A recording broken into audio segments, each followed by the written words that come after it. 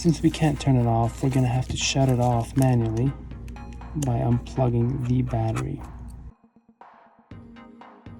Place those 2 lock screws on the bottom on the side, and we'll begin to lift it up. I like to start from the bottom left since there's no speaker here. However, this phone is clamped down with adhesive as well, so we can give it a little heat.